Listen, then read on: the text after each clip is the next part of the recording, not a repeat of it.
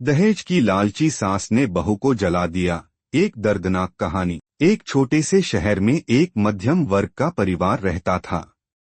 परिवार के मुखिया राजेश थे, जो एक छोटी सी नौकरी करते थे। उनकी पत्नी सुषमा थीं, जो एक घरेलू महिला थीं। उनके दो बच्चे थे, एक बेटा और एक बेटी। बेटे का नाम रोहन था, जो एक अच्छे कॉलेज में पढ़ता था।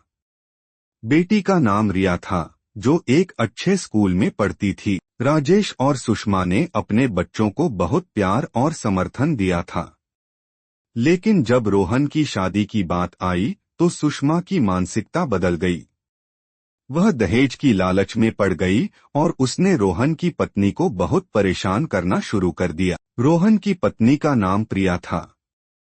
वह एक अच्छी और सुंदर लड़की थी, लेकिन सुषमा को वह पसंद नहीं थी।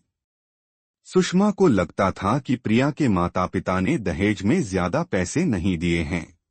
एक दिन सुषमा ने प्रिया को बहुत परेशान किया। उसने प्रिया को कहा कि वह उसके लिए ज्यादा पैसे नहीं दे सकती है। प्रिया ने सुषमा से कहा कि वह उसके लिए पैसे नहीं मांगती है, लेकिन सुषमा ने उसकी बात नहीं मानी। सुषमा की लालच इतनी बढ़ गई कि उसने प्रिया को जलाने का फैसला कर लिया। उसने प्रिया को डालकर जला दिया।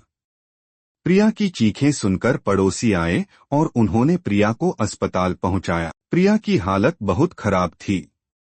उसने कई दिनों तक अस्पताल में भर्ती रहने के बाद दम तोड़ दिया। प्रिया की मौत के बाद सुषमा को पुलिस ने गिरफ्तार कर लिया। सुषमा को दहेज की लालच के कारण अपनी बहू की हत्या करने के आरोप में उम्र कैद की सजा सुनाई गई। इस कहानी से हमें यह सीखने को मिलता है कि दहेज की लालच बहुत बड़ा पाप है। हमें अपने बच्चों को दहेज के बारे में सही शिक्षा देनी चाहिए और उन्हें यह समझाना चाहिए कि दहेज की लालच बहुत बड़ा अपराध